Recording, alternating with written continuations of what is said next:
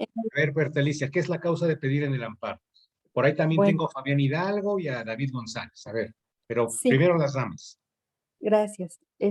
Bueno, se refiere a que en aquellos casos, en que no aplica, particularmente en los que no aplica la sentencia de la queja, el, el quejoso debe de exponer en los conceptos de violación cuál es la causa de pedir, es decir, cuál es la relación que existe entre el hecho por el que él se considera agraviado y el fundamento jurídico, este, del cual se deduce el agravio, de manera que el Tribunal Constitucional pueda analizar eh, cuál es precisamente el hecho por el que se considera agraviado y su relación con el concepto jurídico para, pues, defender de una forma su causa de pedir.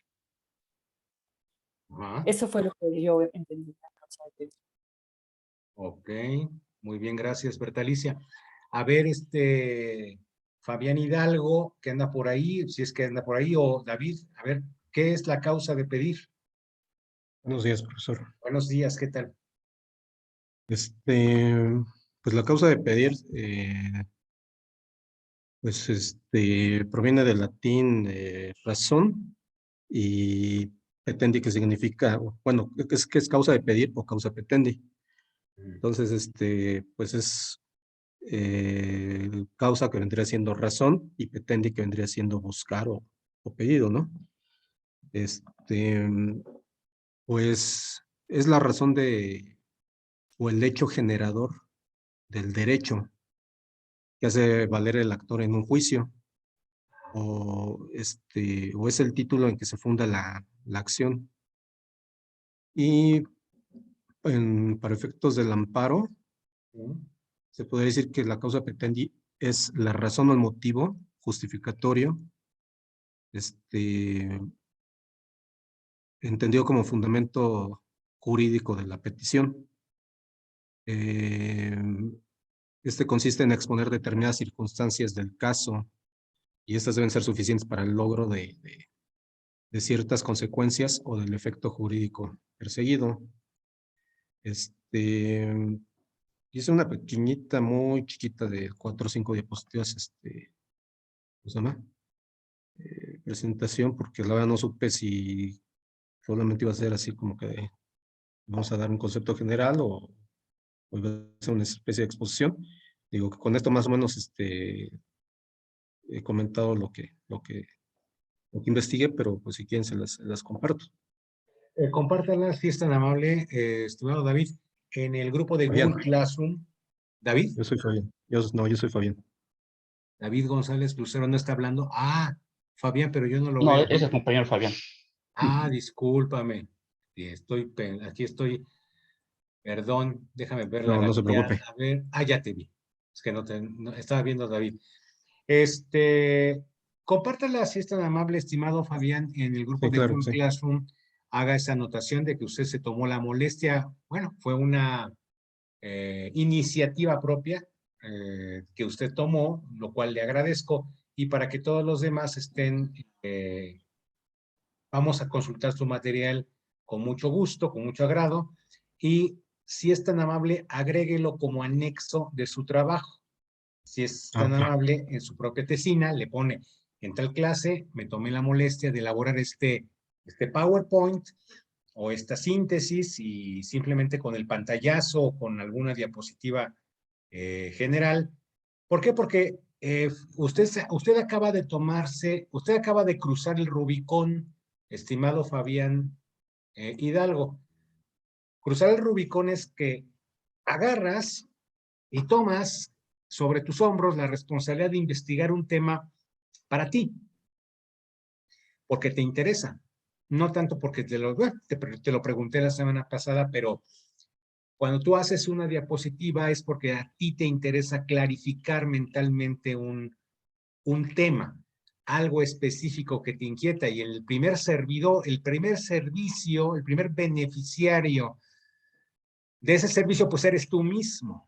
Y si quieres extenderlo a todos tus compañeros ese beneficio, bueno, pues ponlo en el Google Classroom y todo mundo va a poder en el Google Classroom, en el tablón, todo el mundo lo va a poder consultar, por supuesto, y ¿O no sería más fácil que lo envíe al grupo de WhatsApp? O enviarlo. envíelo al grupo de WhatsApp, tiene usted toda la razón. Envíelo, difúndalo. Ok, gracias, profesor. Las buenas noticias hay que difundirlas, ¿no? Y si Gracias. acaba usted de hacer un trabajo, motu propio, así se llama, motu propio, por iniciativa propia, bueno, póngalo, anúncielo. Ok, Y a mí gracias. me da mucho gusto contar con su interés. A ver, David, y usted, a ver, ¿cómo va usted? Yo tomé de lo más elemental a lo un poquito más aplicado. La primera, yo partí, al igual que el compañero, de la explicación que da la Suprema Corte de Justicia en un video. Dura 30 segundos, está súper chiquito, de qué significa la causa petendi, ¿sí? Causa, razón, principio que motiva una acción, y peterio petendi, que es buscado o pedido. Ajá. ¿Qué significa la causa de pedido? ¿Sí? Después me seguí con la definición que da el diccionario jurídico mexicano. Es básicamente lo que dijo Fabián, no tiene ningún sentido volverlo a leer. Ajá. Después hay un comentario que hizo la ministra Olga Sánchez Cordero, donde dice, es suficiente que el quejoso exprese con claridad la causa de pedir, consistente en la lesión o agravio que estima le produce el acto, resolución o ley impugnada, y los motivos que lo originaron, aunque no guarden estricto apego a la forma del silogismo. ¿Sí? Y finalmente, hay un criterio jurisprudencial que dice que si bien no es necesaria una forma así muy estricta, sí debe contener un razonamiento esta causa de pedir para su estudio. ¿Sí? Dice, es posible afirmar que la causa petendi está compuesta por un hecho y un razonamiento con el que se explica la ilegalidad afirmada. Muy bien. Si tiene ese trabajo, estimado Berta, Alicia está levantando la mano, pero permítame, Berta. Aquí lo tengo. Perfecto. Ese texto, lo mismo, súbanlo por favor al Google Classroom, al WhatsApp y agréguelo como un apéndice de su trabajo, por favor, y también me indica en tal parte, me tomé la tarea de hacer esta breve labor. Y lo mismo que le dije a Fabián, usted acaba de tomar sobre sus hombros esa responsabilidad de aclararse este punto. A ver, Bertalicia, adelante, por favor. Gracias. Sí, maestro. Ya, bueno, nada más quisiera agregar que igual consulté con un conocido que es el secretario y sobre esto que pregunta del orden de los conceptos de violación. Y bueno, hacía grandes rasgos me decía que pues se puede hablar de una premisa mayor, que es decir, hablar del precepto constitucional que protege. La premisa menor, dice, sería el acto reclamado y el resultado sería la conclusión. Y me comentó que la técnica que rige en el dictado de las sentencias en el juicio de amparo, bueno, en donde él está, abordan en principio los conceptos de violación, en donde se hacen valer violaciones al procedimiento, y después los que guardan relación con la cuestión de fondo. Aunque a mí me queda la duda de a qué se refieren las cuestiones de fondo. Sí. Las cuestiones de fondo son las no procedimentales, estimada Bertalicia. El día de hoy nos toca revisar el amparo directo. ¿Estoy en lo correcto? Sí, maestro. Sí. El amparo directo tiene una característica de la cual también goza el amparo indirecto, por cuanto hace en el indirecto a los procedimientos seguidos en forma de juicio.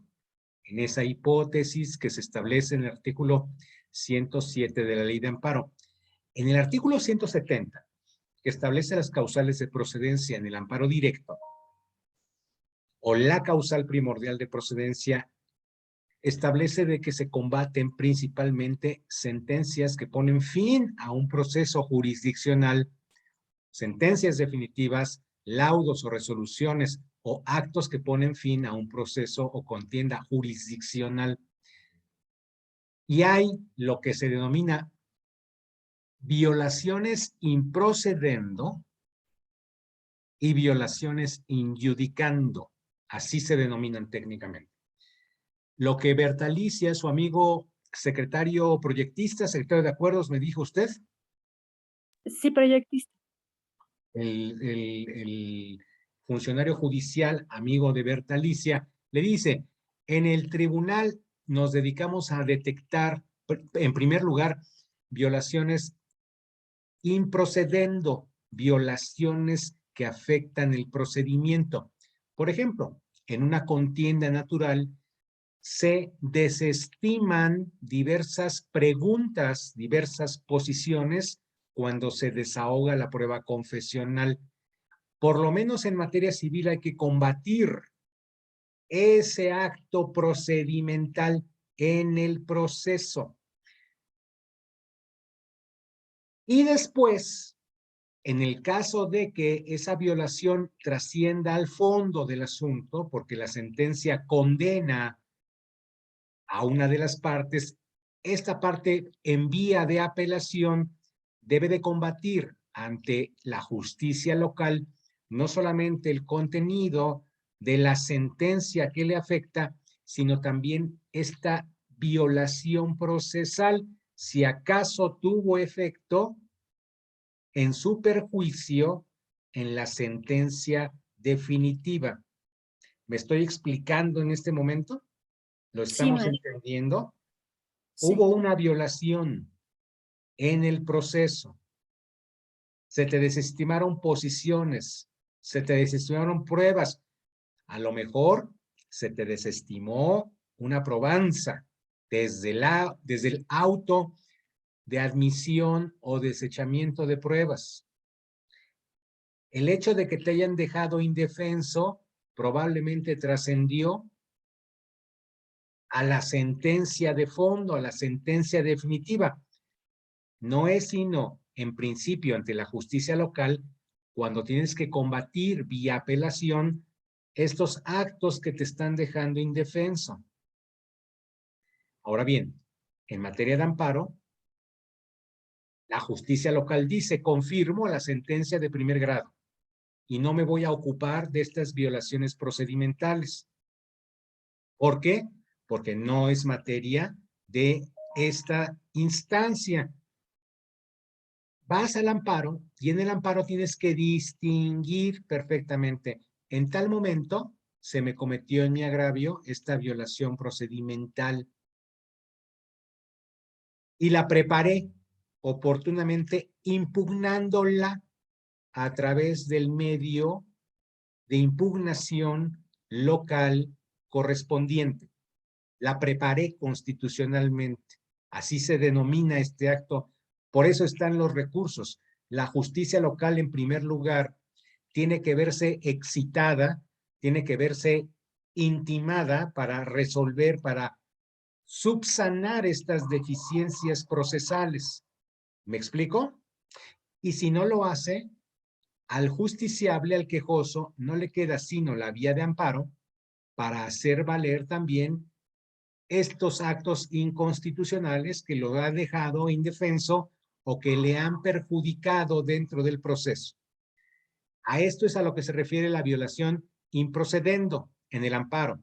Y tu amigo proyectista se dedica en principio a visualizar estas violaciones en el procedimiento. Ahora bien, ¿cuáles son las violaciones injudicando? Recuerda que la sentencia definitiva, la de segundo grado, o la que pone fin a todo el proceso, puede ser un juicio oral civil, en el cual no acabe apelación. La sentencia del juez oral civil es el acto reclamado, ya no es impugnable y contra él procede el amparo directo. Las violaciones injudicando son las contenidas en el escrito mismo de la sentencia definitiva. Estimada Bertalicia, ¿entendemos aquí eso? Sí, maestro. Sí. Es decir, violación injudicando, póngame un ejemplo. Valoro la acción de pago de pesos indebidamente, porque no el juzgador natural, el juzgador de origen y la sala en su caso, no estudiaron las excepciones y defensas propuestas por el quejoso o agraviado, dado que entre ellas hicieron figurar la excepción de prescripción del título de crédito, de la acción cambiaria directa. Y como no lo estudiaron, eso se transforma, eso es indicativo de que se cometió en perjuicio del quejoso una violación injudicando. En la propia sentencia está.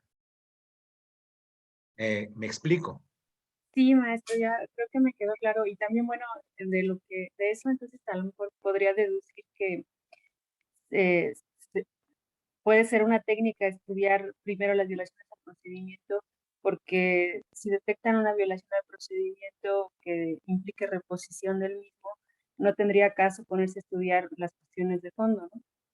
A Todavía. ustedes sí, totalmente de acuerdo. A ustedes les pregunté lo del reenvío. Les pregunté que si sabían que era el reenvío. Les pregunté o no. ¿O fue a mi otro grupo? Creo que no. Yo creo que fue Nosotros, otro grupo. el A concepto lo de mejor. reenvío. Ok. El reenvío que se estudia procesalmente, principalmente en materia civil, mercantil o familiar, no tiene nada que ver con el reenvío que ustedes estudian en Derecho Internacional Privado. Ese no. Eso se refiere a otra cosa. Por regla general, los tribunales locales, principalmente, o federales, cuando actúan como decisores de estas disputas, juicios ordinarios civiles, mercantiles, etcétera, tienen una regla que se denomina que no opera el reenvío del superior al inferior. Una vez apelada una sentencia, por regla general, ojo, por regla general, la apelación le envía, le devuelve la jurisdicción al superior. El tribunal, el juez acuo, interrumpió su jurisdicción. Le devuelve. La apelación es admitida en efecto devolutivo porque le devuelve al superior, al tribunal ad quem, la plenitud de jurisdicción. Y mientras el juzgador acuo, el juez de primera instancia, esté privado de plenitud de jurisdicción, ya no puede resolver nada tocante al fondo del asunto. Ya lo resolvió, ya terminó su jurisdicción. Podrá ocuparse de actos de ejecución de sentencia, podrá ocuparse de actos de ejecución de sentencia en el caso de que quien gane empiece a presionar para ejecutar esa sentencia. Mismos actos que podrían interrumpirse en el caso de que se haya admitido la apelación en el efecto suspensivo.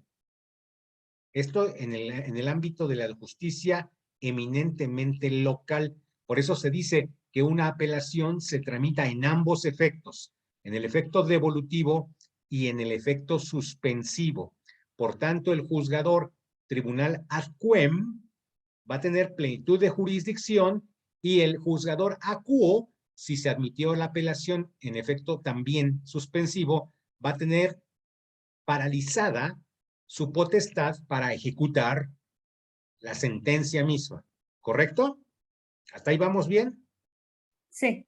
El tribunal ad quem no puede, digo regla general, pero no podría, detectada alguna violación, devolverle al juzgador acuo el asunto, reenviárselo.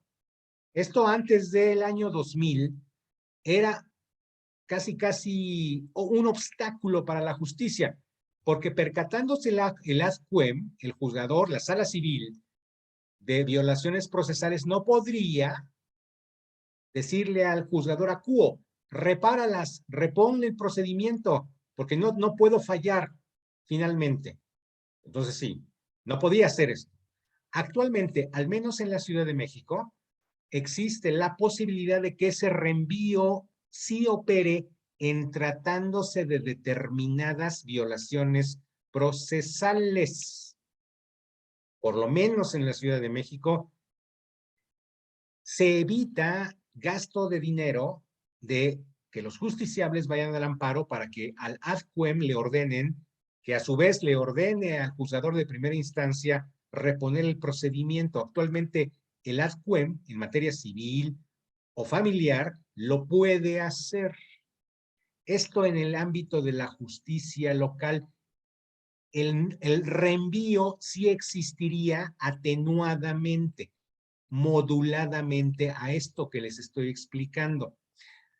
Lo que su compañero proyectista hace cuando dice, porque no todos los asuntos son civiles o mercantiles, también hay en el ámbito penal.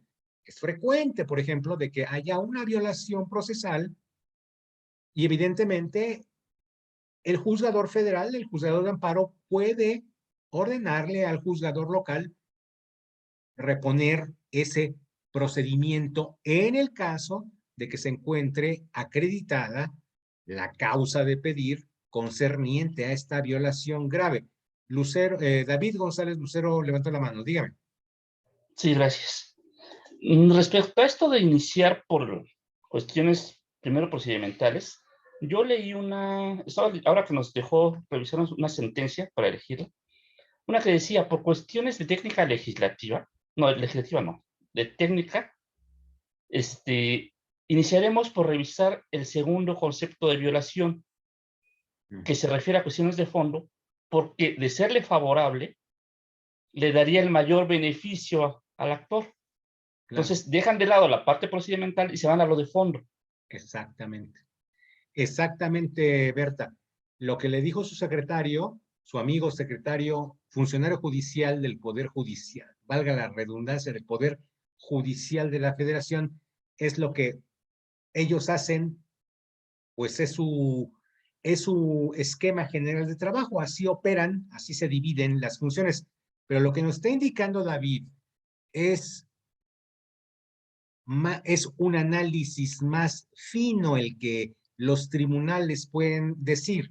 El magistrado, ante violaciones chiquitas de centavitos, puede omitirlas si, como está expresando, está leyendo David esa porción de sentencia, si existen violaciones de fondo acreditables que pudieran darle absolutamente la victoria al quejoso.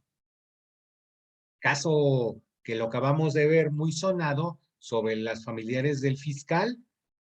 Podrá haber muchas violaciones en el procedimiento, pero la de fondo es el estudio, el análisis de la falta de integración de los elementos de un tipo delictivo y basándose en el principio de que no hay delito sin pena, y si no hay pena, no hay delito, también se ordena, se concede el amparo lisa y llanamente y se evitó el ministro de entrar al estudio de pequeñas violaciones centaveras, valga la redundancia. ¿Me expliqué, Berta? Sí, maestro, muy, muy interesante. También lo que comenta David, también me había parecido leer en algún párrafo este tipo de cuestiones donde hablan que por cuestiones de técnica van a abordar de tal o cual manera. Exactamente. Miren, les indico en estos minutos breves que nos quedan que nuestro sistema de justicia es,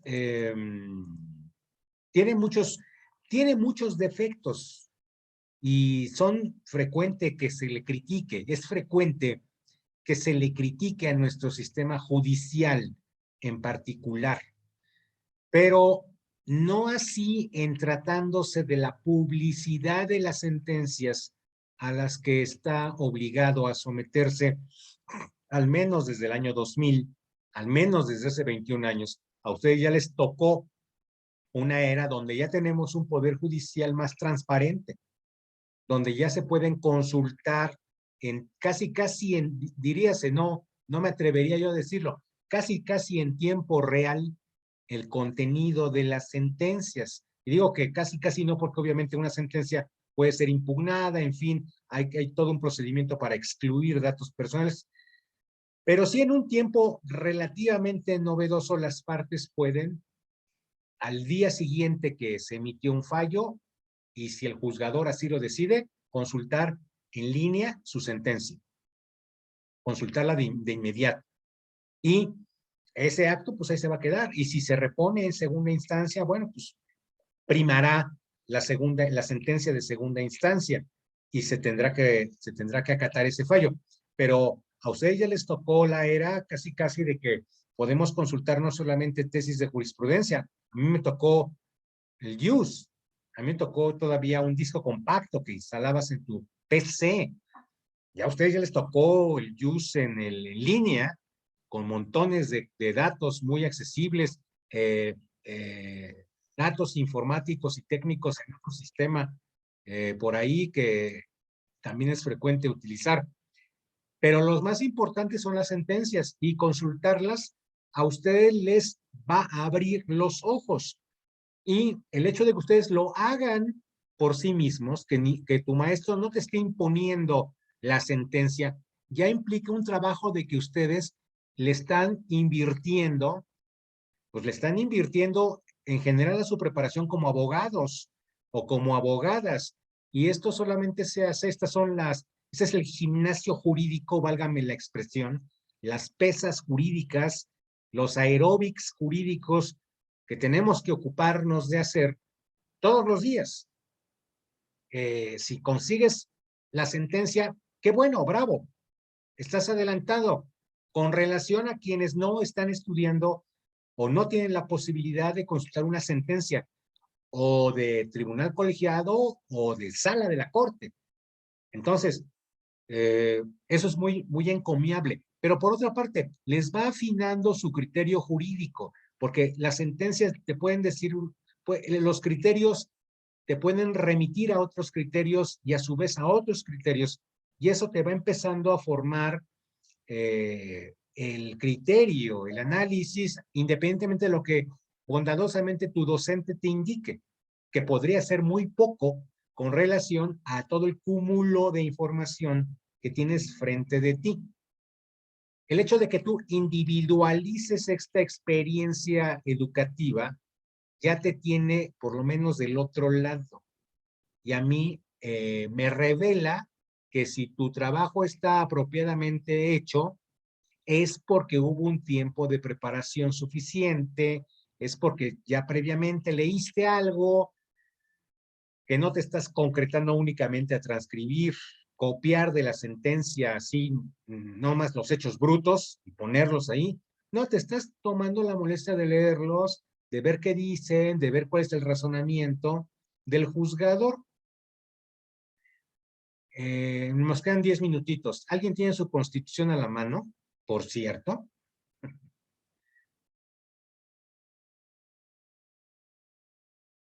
Y esto encaminado a la materia de la causa de pedir. ¿Alguien te podrá localizar el artículo 14 y 16? 14. Sí, maestro. A ver, por favor, Bertalicia. El 14, si usted me indica cuando esté lista, adelante, ¿eh? Aquí está, maestro. Artículo 14. A ninguna ley se le dará efecto retroactivo en perjuicio de persona alguna. Nadie podrá ser privado de la libertad de sus propiedades, posesiones o derechos mediante juicio, sino mediante juicio seguido ante los tribunales previamente establecidos, en el que se cumplan las formalidades esenciales del procedimiento y conforme a las leyes expedidas con anterioridad al hecho. En los juicios del orden criminal queda prohibido imponer, por simple analogía y aún por mayoría de razón, pena alguna que no esté decretada por una ley exactamente aplicable al ámbito que se trata. En los juicios del orden civil, la sentencia definitiva deberá ser conforme a la letra o a la interpretación jurídica de la ley, y a la falta de esta se pondrán los principios generales del derecho. Ahí ya le están diciendo la causa de pedir. Ahí te dijeron ya la causa de pedir. 14, en los juicios del orden criminal y el último párrafo. ¿Los puede reiterar, Bertalicia, por favor? En los juicios del orden criminal queda prohibido imponer, por simple analogía y aún por mayoría de razón, pena alguna que no esté decretada por una ley exactamente aplicable al delito que se trata. En los juicios del orden civil, la sentencia definitiva deberá ser conforme a la letra o a la interpretación jurídica de la ley, o a la falta de esta se fundará en los principios generales del derecho. Cuando te dicen en los juicios del orden civil, debe entenderse a todos los procesos, no solamente a los de orden civil. Ese dispositivo constitucional, esa disposición normativa, ahí está, por cierto, ya estaba leyendo a un filósofo que hablaba sobre la diferencia entre norma y disposición y norma. Es como un juego de palabras donde puede haber normas y disposición, y puede haber disposiciones con normas.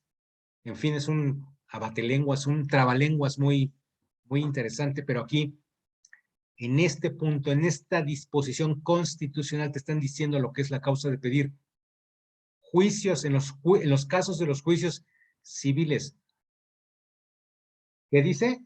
La sentencia definitiva deberá ser conforme a la letra de la ley, a su interpretación jurídica, y a falta de estas, conforme a los principios generales del derecho.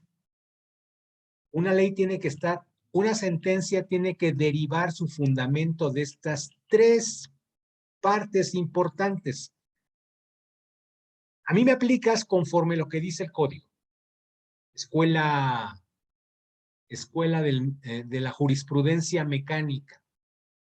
A mí me aplicas, me resuelves mi asunto conforme a la interpretación jurídica. Ahí avanzamos a las escuelas de interpretación más del siglo XX, un poquito más evolucionadas. Y si no las tienes, conforme a los principios generales del derecho, es decir, escuela principialista. Fíjate. Entonces, si tú sabes qué es causa de pedir, puedes combatir una sentencia que no está fundada en derecho, que no está fundada en la interpretación jurídica, contadores, o que se aparta, no contiene el desarrollo del principio normativo que aplica la decisión, el decisor, para resolver una controversia. Si te sabes esto, me podrás indicar, vía de ejemplo, en el Código Civil, en qué casos, por ejemplo, un juzgador, aquí sí en materia civil, puede resolver una controversia, porque en el Código Civil se encuentra, tanto en el federal como en el de la Ciudad de México. Bueno, pero ya no los hago más bolas sobre este particular. Para empezar a estudiar un acto reclamado, tienes que ver en general materia administrativa, materia penal, materia agraria. Me está aplicando conforme al artículo 14 esta sentencia conforme a lo que dice la ley exactamente. ¿Lo está haciendo el juzgador? O por lo menos está fundamentando, fundación y motivación, está fundamentando sus actos de decisión en la interpretación jurídica aceptable, la que dice la Corte de San José, por ejemplo, también, ahí entraría en materia constitucional, es muy bonito. Y si no es el caso, ¿en qué principios generales del derecho con base en cuáles me está resolviendo mi controversia? Si tú ya sabes esto, ya puedes hacer conceptos de violación. Ya te puedes encaramar en la tarima constitucional para combatir actos reclamados. Ahora, Berta Alicia, artículo 16 constitucional. Sí, nadie puede ser molestado en su persona, familia, domicilio, papeles o posesiones, sino en virtud de mandamiento escrito de la autoridad competente que funde y motive la causa legal del procedimiento. Toda persona tiene derecho a la protección de sus datos personales, al acceso, rectificación y cancelación de los mismos. Así No, como ya no. En los juicios y procedimientos seguidos en forma de juicio, ¿no dice ahí o qué versión de la Constitución está viendo? no, es que lo trae aquí 2 veces. Sí, aquí es que trae... Es el primer párrafo. Nada más, reitera son dos enunciados que contiene el primer párrafo. Ok. Dice, nadie puede ser molestado en su persona, familia, domicilio, papeles o posesiones en virtud de mandamiento escrito de la autoridad competente que funda y motive la causa legal del procedimiento. En los juicios y procedimientos seguidos en forma de juicio en los que se establezca como regla la oralidad, bastará con que quede constancia de ellos en cualquier medio que dé certeza de su contenido y del cumplimiento de lo previsto en este párrafo. Ya. Ahí está el primer párrafo. Fíjate, la oralidad que requiere de la escritura por orden constitucional, que es sin sentido, ¿no? O una constancia de ellos, a lo mejor una constancia videograbada, pero la oralidad por sí misma no camina, tiene que estar acompañada de otra hermana escrita o una hermana videograbada para que sea válida. Qué curioso, ¿no? Bueno, pues ahí también la causa legal del procedimiento es muy importante en el artículo 16 de la Carta Magna. También, contadores, ahí está la papa, ahí está la comida, como fiscalistas, como abogados fiscalistas que podrían ser, pues ahí les está dando armas la propia Constitución. Bueno, pues ¿alguna pregunta, estimados amigos?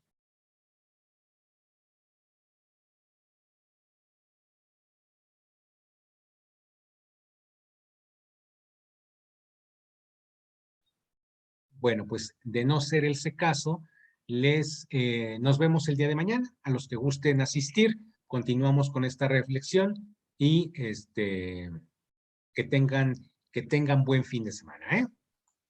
Gracias, buen Igualmente, día. profesor. Nos vemos mañana.